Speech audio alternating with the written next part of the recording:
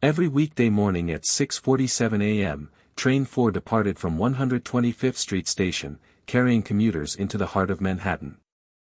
The same voice announced the stops, calm and measured, a steady presence in the chaos of New York City transit. For 3 years, nobody had noticed the man behind that voice. Just another MTA conductor, unremarkable and invisible, someone passengers heard but never really saw. But when a suspicious package appeared on the downtown express during rush hour and 200 lives hung in the balance, those commuters discovered something impossible about their quiet conductor. Because the gentle man who wished them a pleasant journey every morning had once been the NYPD's most decorated bomb technician. And some training never fades, it just waits for the right crisis. From which city in the world are you watching this video today? If you enjoy stories about ordinary people with extraordinary pasts, subscribe to The Quiet Legends for more compelling narratives that honor the heroes hidden in plain sight. The fluorescent lights of the 125th Street Station platform flickered as morning commuters gathered in their usual clusters. Students with backpacks, office workers clutching coffee cups, delivery personnel with hand trucks, all waiting for Train 4 with the patient resignation of people who'd made this journey 1,000 times.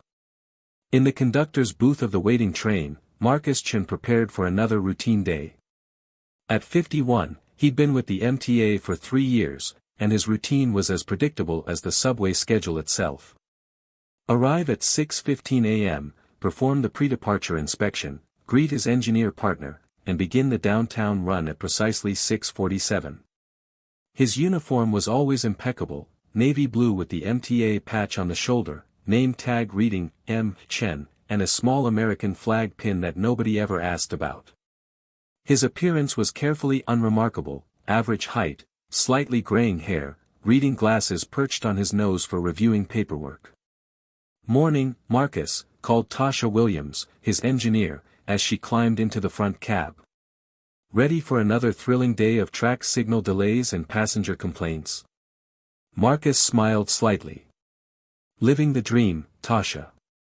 Their partnership was comfortable and professional. Tasha handled the actual operation of the train, while Marcus managed the doors, made announcements, and ensured passenger safety. In 3 years, they developed an easy rhythm, though Tasha often commented that Marcus was unusually calm during emergencies, track delays, medical incidents, even the occasional aggressive passenger. "You ever get rattled?" she'd asked once after a particularly chaotic evening when a fight had broken out in one of the cars. "Not anymore," had been his cryptic reply. The platform doors opened, and passengers flooded aboard, filling the 10-car train with the morning energy of New York City.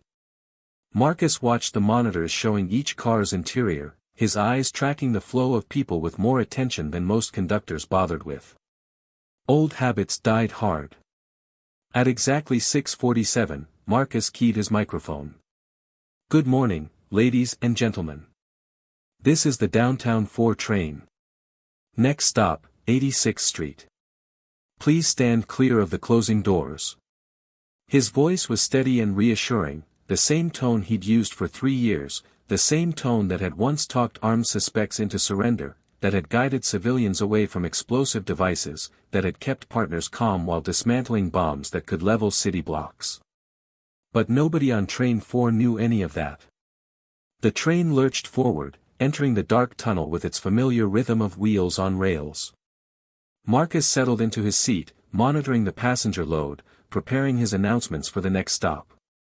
Just another routine day on the New York City subway. Or so he thought. The train carried its human cargo through the underground labyrinth of Manhattan, stopping at 86th Street, 59th Street, and Grand Central. Passengers flowed on and off at each station, the train gradually filling as it approached the morning rush peak. Marcus made his announcements with practiced ease, his voice a constant in the rhythmic chaos of the subway. 59th Street. Transfer here for the N, R, and W trains. Please watch the gap between the train and the platform. In car 7, a middle-aged woman named Patricia Morrison found a seat near the center doors. She placed her briefcase at her feet and pulled out her phone, joining the collective silence of commuters absorbed in their devices. Across from her, a college student named Jamal Cooper juggled textbooks and a coffee cup, trying to study for an exam. Nobody noticed the black duffel bag wedged beneath the bench near the rear doors. It had been there since 125th Street, abandoned or forgotten, or deliberately placed. The morning crowd was too dense, too focused on their own destinations to pay attention to abandoned luggage. In the conductor's booth, Marcus reviewed his route card, noting that they were running 30 seconds ahead of schedule. Through his window, he could see the dark tunnel walls flashing past, the occasional station lights creating strobing patterns. His phone vibrated, a text from his daughter, Emily, reminding him about dinner that weekend. He smiled, typing back a quick confirmation. At 23, Emily was finishing her master's degree in social work, proud of her father's second career in public transportation, never suspecting what his first career had really been. The train pulled into Union Square, one of the system's busiest transfer points.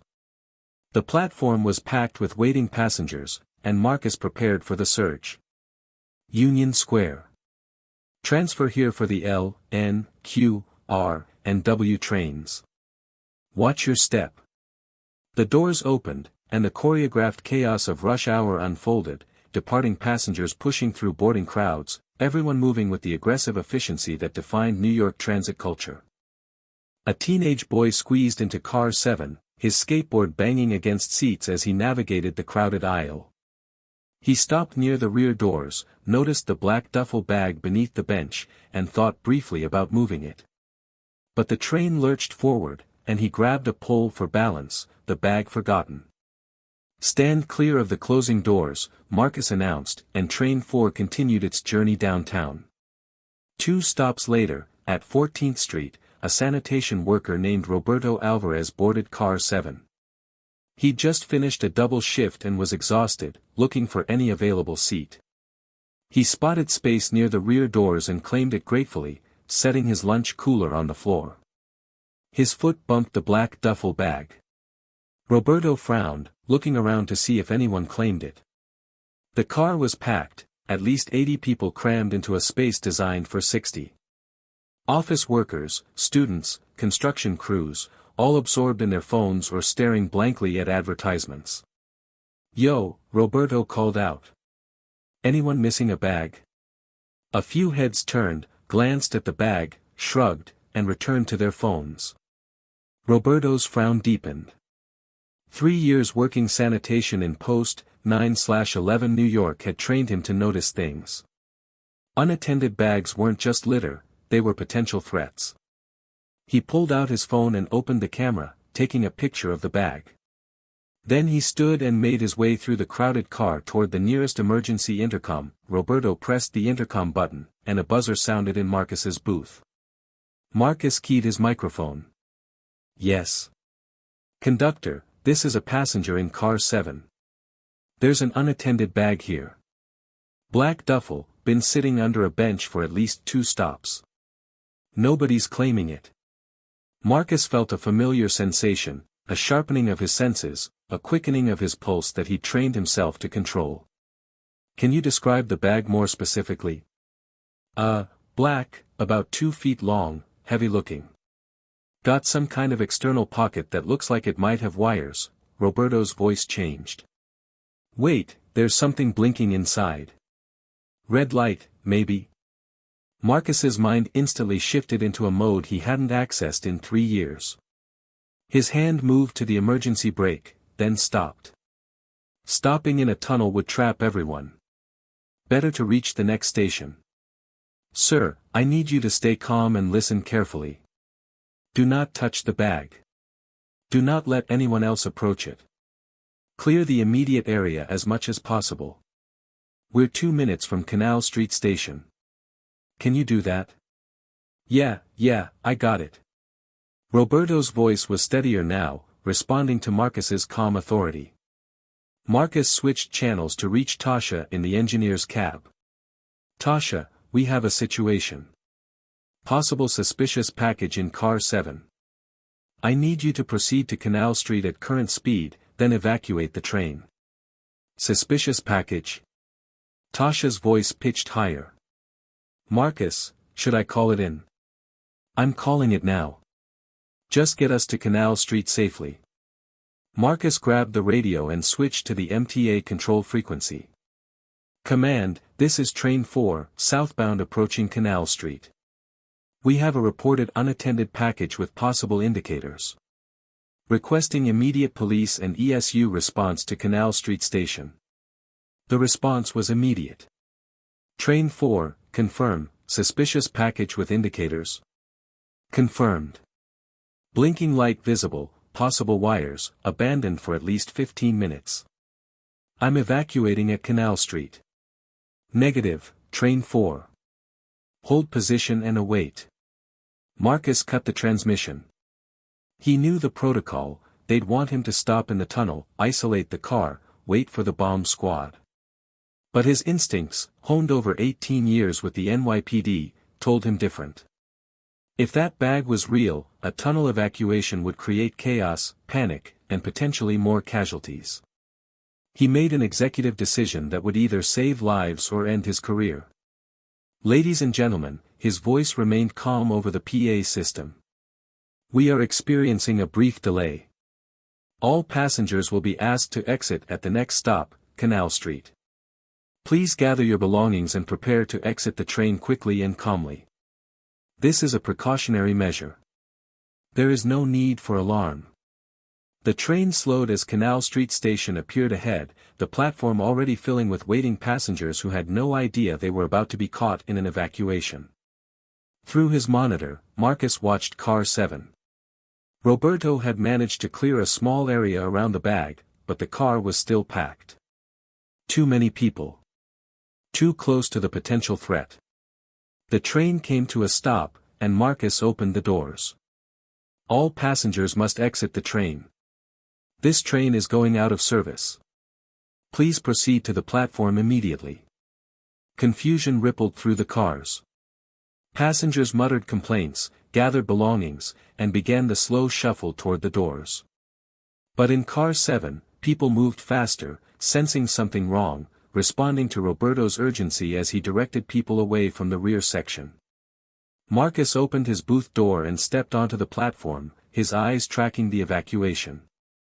MTA personnel were trying to understand what was happening, and confused passengers were clogging the platform, some trying to board other trains. He pushed through the crowd toward Car 7, his mind already calculating. If the bag was a real device, he had minutes, maybe less, to assess the situation. The platform needed to be cleared. The train needed to be isolated. And someone needed to look at that bag with trained eyes. Someone who knew what they were looking at. As he reached Car 7, a transit police officer grabbed his arm. "Conductor, what's going on? Control is going crazy trying to reach you." Marcus met the officer's eyes. "There's a suspicious package in this car. We need to evacuate this platform. Now. The bomb squad is on the way." "I know. But we don't have time to wait." Marcus pulled away and climbed into Car 7. The car was nearly empty now, just a handful of passengers grabbing forgotten items. Roberto stood near the center, keeping people away from the rear section where the black duffel bag sat innocently beneath the bench. "Everyone out." Marcus's voice carried absolute authority. "Move to the far end of the platform. Now." The last passengers hurried off, and Roberto started to follow, but Marcus caught his arm. "You did good work spotting this. What's your name?" "Roberto. Roberto Alvarez." "Thank you, Roberto. Now I need you to help clear the platform. Get everyone to the exits or to the far stairs. Can you do that?" Roberto nodded, sensing something in Marcus's demeanor, a professional competence that went beyond typical MTA training. "You know what you're doing." "Yes," Marcus said simply. "Now go." As Roberto left, Marcus approached the bag, his movements careful and deliberate. The car was empty now, silent except for the distant sounds of evacuation on the platform. Through the windows, he could see transit police trying to manage the growing confusion. He knelt beside the bench, not touching anything, just observing. The bag was commercial, nothing distinctive. But the external pocket was partially unzipped, and through the opening, Marcus could see the telltale red blink of an LED, a tangle of colored wires, and what looked like a cheap digital timer. His heart rate elevated, but his hands remained steady. Muscle memory took over, procedures drilled into him over 2 decades, scenarios practiced until they became instinct. Real or fake? That was always the first question. The construction looked crude, but that didn't mean anything. Some of the most effective devices were simple. The wiring was visible, which suggested either an amateur builder or a deliberate attempt to appear amateur. He pulled out his phone, set it to camera mode, and began taking detailed photos of what he could see without touching the bag. Zoom images of the wiring, the timer, the battery pack he could partially see. Behind him, he heard boots on the platform, heavy, rapid, tactical. NYPD. Step away from the bag. Marcus didn't move. Bomb squad. ESU. Bomb squad is 3 minutes out. Sir, you need to evacuate now. Marcus stood slowly, raising his hands to show they were empty.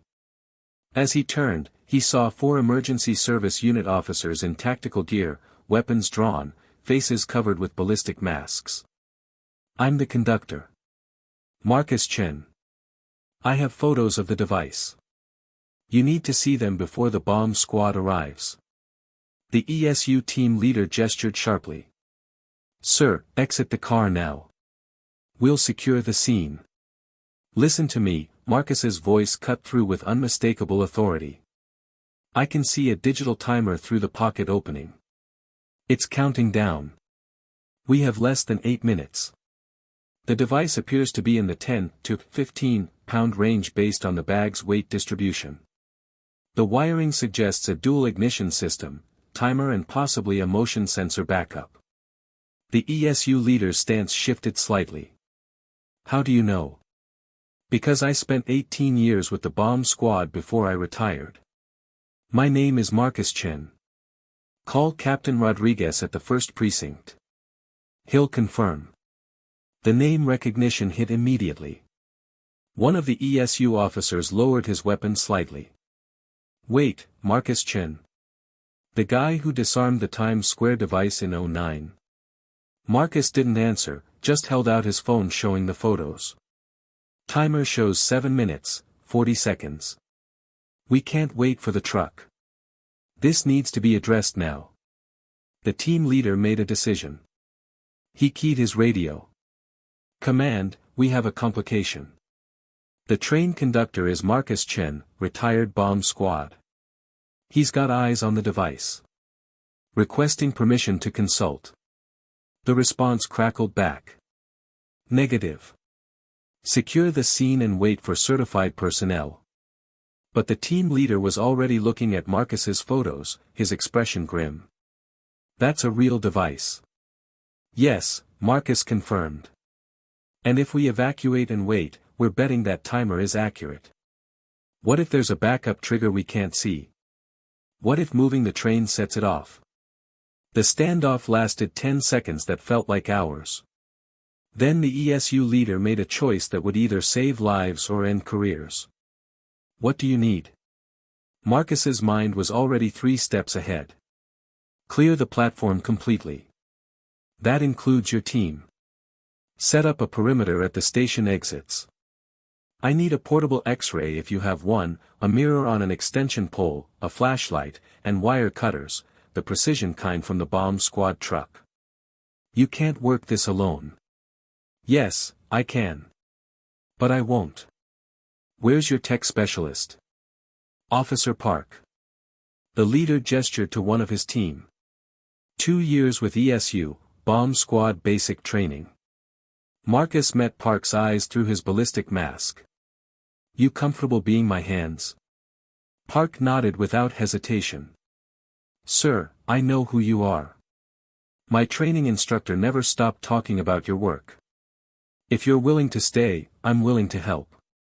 Everyone else evacuates. Now. Marcus's tone left no room for argument. The team leader grabbed Marcus's arm. Chen, you're a civilian now. You have no authority, no insurance, no protection if this goes sideways.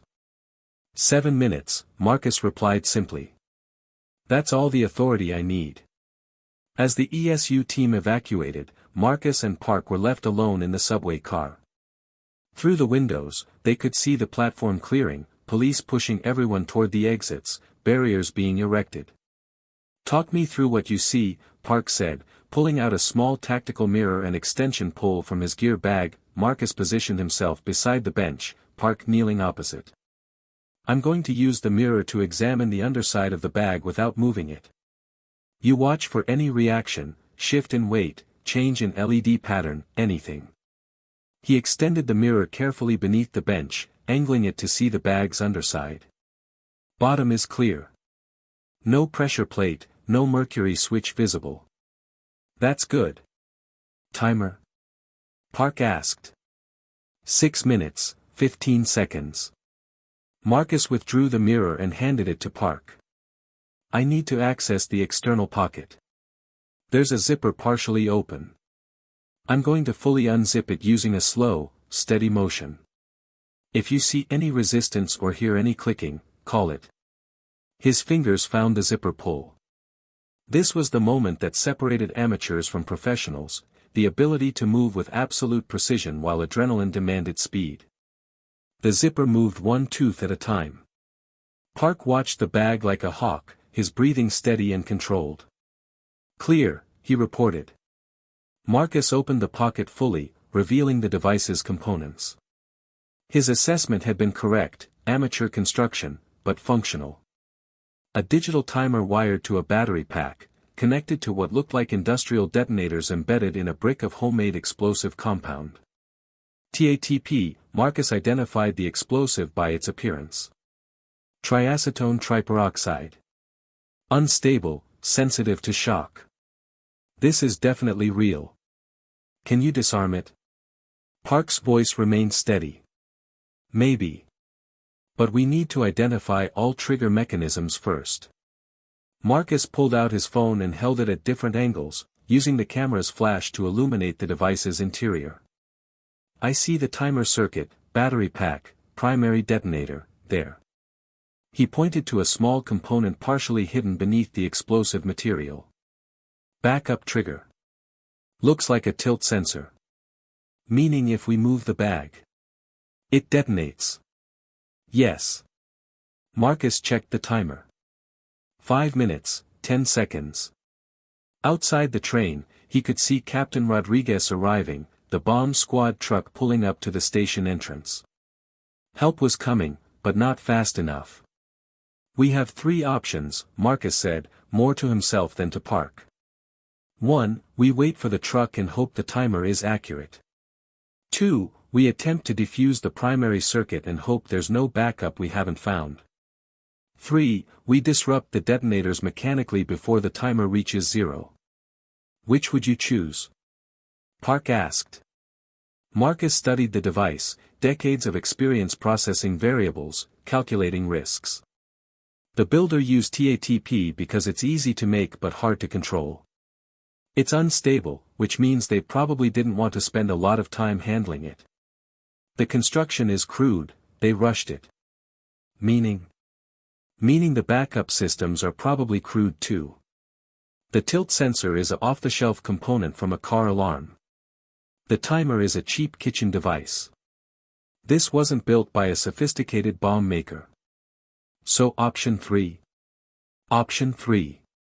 Marcus reached into Park's gear bag and pulled out precision wire cutters. I'm going to isolate the detonators from the circuit. If I'm right about the construction quality, the backup trigger won't have independent power to the detonators.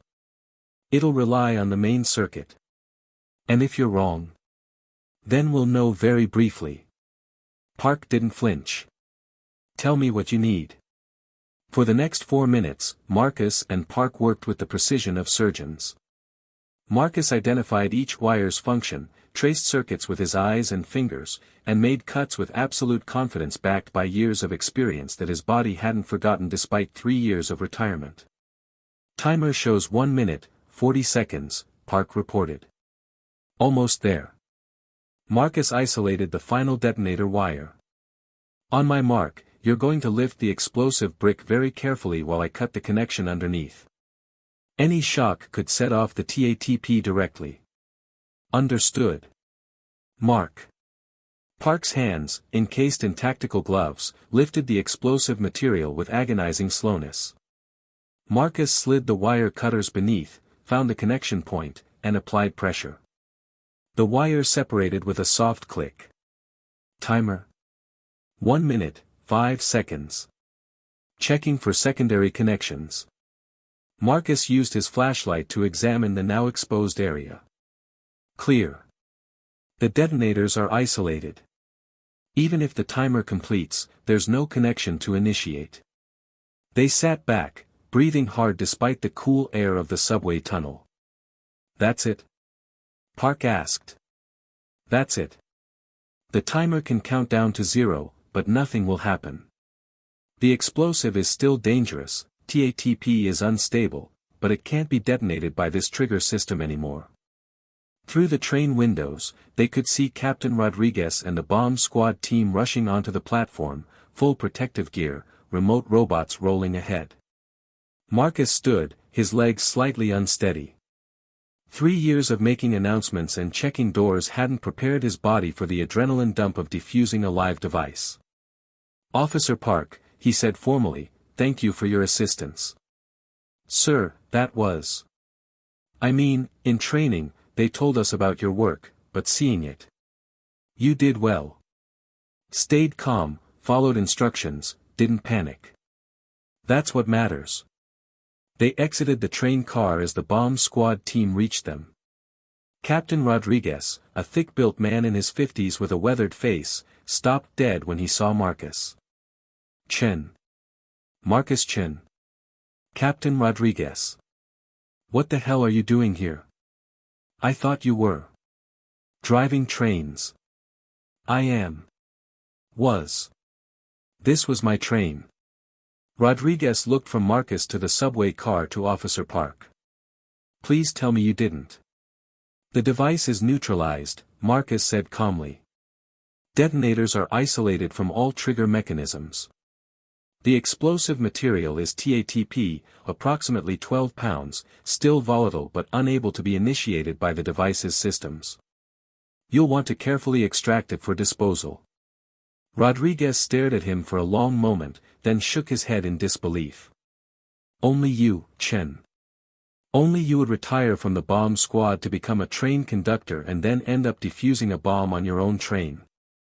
It seemed like the practical thing to do, Marcus replied with the ghost of a smile. The Canal Street station had been transformed into a command center.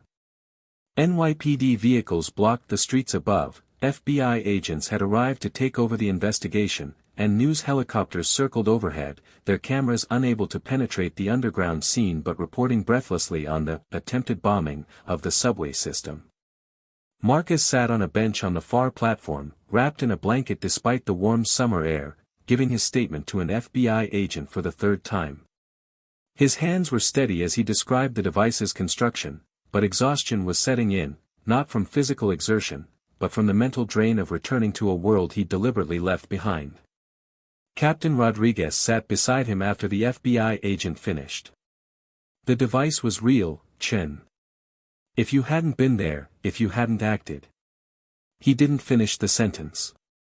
Someone else would have handled it, Marcus said quietly. Maybe. But would they have figured it out in time?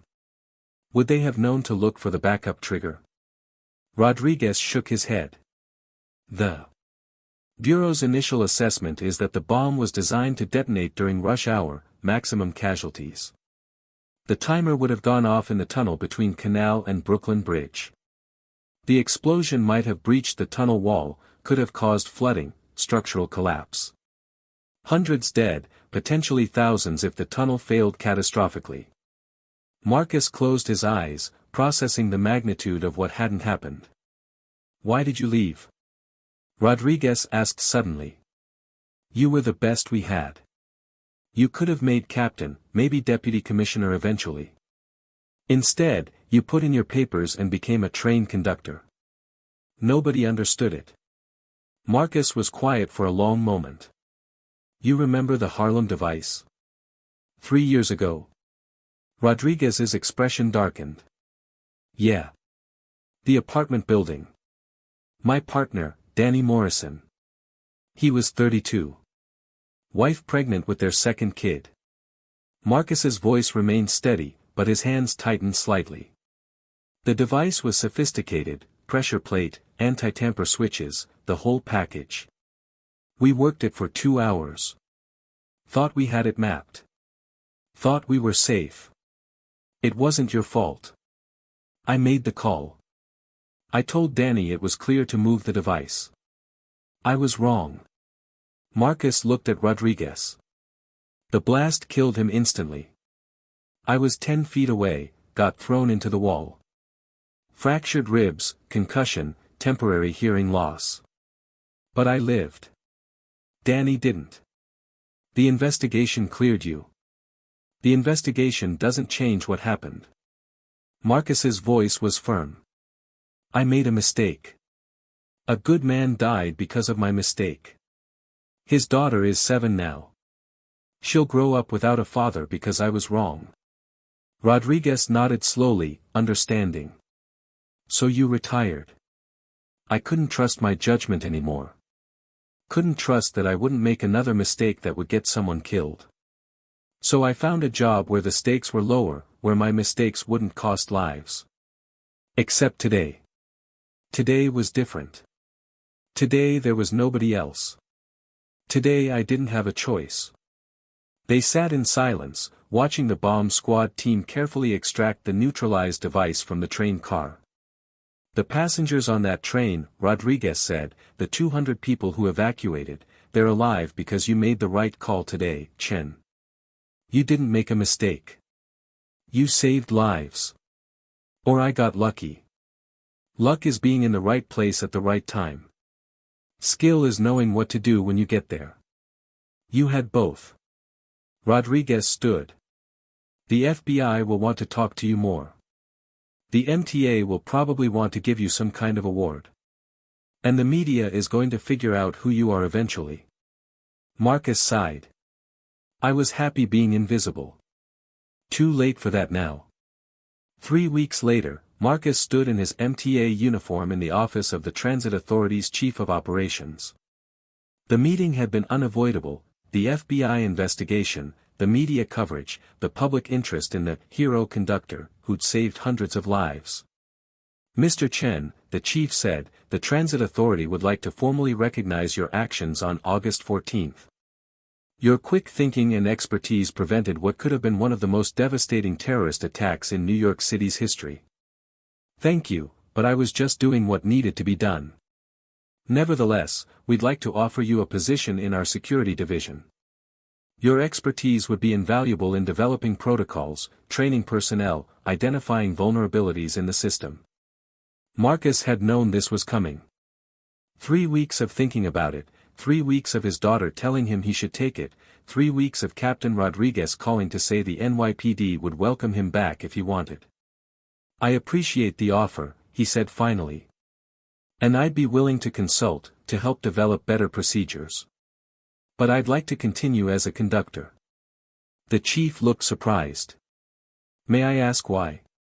Marcus thought about the morning commuters on Train 4, the regular passengers who he recognized, the students he watched grow up over 3 years, the small moments of human connection that came from being part of people's daily routines. Because I like driving trains, he said simply. I like being part of people's mornings, helping them get to work safely, being a stable presence in their day. What happened was an exception. I'd like to return to the rule. That's unusual. Most people would see this as an opportunity. I had my opportunity. I spent 18 years in high-stakes situations. Now I appreciate the low stakes. Marcus smiled slightly. Besides, someone needs to make sure the announcements are clear and the doors close on time. The chief studied him, then nodded. Very well. But the offer for the security position remains open if you change your mind. After the meeting, Marcus took the subway uptown, not as a conductor, but as a passenger. He sat in car 7 of a downtown 4 train, the same car where he'd defused the bomb, now cleaned and returned to service. Across from him, a young woman texted on her phone, unaware that the unremarkable middle-aged man in the MTA uniform had saved her life 3 weeks ago. Beside him, an elderly man read a newspaper, the front page detailing the arrest of the bomb maker, a lone extremist with no significant connections, caught 3 days after the incident. At 42nd Street, Roberto Alvarez boarded the train. He'd become something of a local celebrity, the sanitation worker who'd spotted the suspicious bag, and had given multiple interviews about trusting your instincts and, if you see something, say something. Roberto spotted Marcus and made his way over. "Hey! Conductor Chen." Marcus nodded in greeting. "Mr. Alvarez. How are you?" "Good, good. Listen, I wanted to thank you again. What you did, man, it was incredible. I just spotted the bag. You're the one who actually dealt with it. You did the important part. You noticed and reported it. That's what saved lives." They talked for a few minutes before Roberto's stop at 14th Street. As he left, he called back, "You ever need anything, you just let me know. I owe you my life." After he left, the young woman across from Marcus looked up from her phone. "You're the conductor from the news. The one who stopped the bomb." "I am. Can I ask you something? Why did you go back to being a regular conductor? I mean, after what happened, couldn't you do something more important?" Marcus considered the question. "This is important," he said finally. "Getting people safely from one place to another, being reliable, being present, that matters. Not every important thing has to be dramatic." She thought about that, then nodded. "I guess that makes sense. I ride this train every day. Never thought about the conductor until I saw you on the news. Now I realize someone's there every day, making sure we're safe." "Exactly," Marcus said. "And most days, the biggest crisis is a track delay or a sick passenger. That's how it should be." That evening, Marcus had dinner with his daughter Emily at a small restaurant in Queens. She'd been worried about him since the incident, calling daily to check on him, proud of his actions but concerned about the emotional toll. "Are you really okay, Dad?" she asked over dim sum. "I mean, mentally. After everything with Danny, and now this." "I'm okay," Marcus assured her. Actually, in a strange way, it helped. "How?" "For 3 years, I've been carrying the guilt of Danny's death, questioning every decision I made that day, wondering if I'd lost my skills or my judgment. Today I did everything right. The device was neutralized. Nobody got hurt. I made the right calls. So you've forgiven yourself?" Marcus considered this carefully. "I don't know if I'll ever fully forgive myself for what happened to Danny. But I'm starting to accept that I did my best, that sometimes even our best isn't enough, and that doesn't mean I'm a failure or that I can't be trusted." Emily reached across the table and squeezed his hand. "Danny wouldn't want you to spend the rest of your life punishing yourself. No, he wouldn't. He'd want me to keep doing the work, helping people, making a difference where I can. Even if that means being a train conductor. Especially if that means being a train conductor. Not every hero wears a uniform or makes dramatic rescues. Some heroes just show up every day, do their jobs well, and make sure people are taken care of." After dinner, they walked through the neighborhood, past shops and restaurants, past people living their lives without knowledge of how close they'd come to tragedy 3 weeks ago. "You know," Emily said, "when I was little, I used to tell people my dad was a superhero. The other kids would say their dads were lawyers or teachers or doctors, and I'd say mine saved lives by stopping bombs. And they probably didn't believe you," Marcus smiled. "They didn't. But it was true then, and it's still true now. You're still saving lives, Dad. Maybe not with wire cutters and bomb suits, but by being present, by being competent, by caring about doing your job well. They reached the subway entrance, and Emily prepared to head home. "I'm proud of you," she said.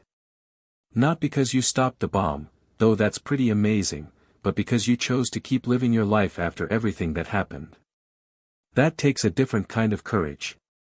After she left, Marcus stood at the top of the subway stairs, watching the evening commuters flow past him, each absorbed in their own worlds, their own concerns, unaware of the quiet heroes who moved among them. He descended into the station, swiped his employee pass, and headed for the platform where Train 4 would be arriving for the evening run.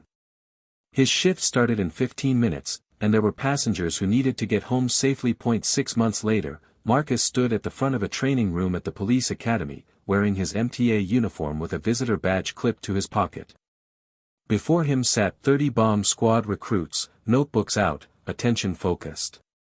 "What Mr. Chen is going to share with you today," Captain Rodriguez told the class, "is something you won't find in any manual. It's about judgment under pressure, about making life or death decisions with incomplete information, and about living with the consequences of those decisions." Marcus stepped forward. 3 years ago, I retired from the bomb squad after my partner was killed during a disposal operation. I blamed myself. I left because I didn't trust my judgment anymore, and in our line of work, if you don't trust yourself, people die. He had their complete attention now. Then, 6 months ago, a bomb appeared on my subway train. I had minutes to decide, wait for backup or act on my own. I chose to act. And you know what I learned? That expertise doesn't disappear just because you step away. That training and instinct don't fade. That sometimes the right person is already there, whether they're wearing a bomb suit or a conductor's uniform. He spent the next 2 hours talking about technical aspects of bomb disposal, but more importantly, about the psychological challenges, the weight of responsibility, the fear of making mistakes, the importance of trusting your training while acknowledging your limitations. You will all face moments where the decisions you make determine whether people live or die, he concluded. That weight never gets lighter. You just get stronger at carrying it. And if you make a mistake, if something goes wrong despite your best efforts, you find a way to keep living, to keep serving, to keep making a difference, even if it's in a way you never expected. After the session, several recruits approached with questions. One young woman asked, "Do you ever wish you hadn't retired? That you'd stayed with the bomb squad?" Marcus thought about his daily routine, the 6:47 train, the regular passengers, the ordinary moments that made up most of life. "No," he said honestly. "Because what I learned is that there are many ways to serve, many ways to protect people.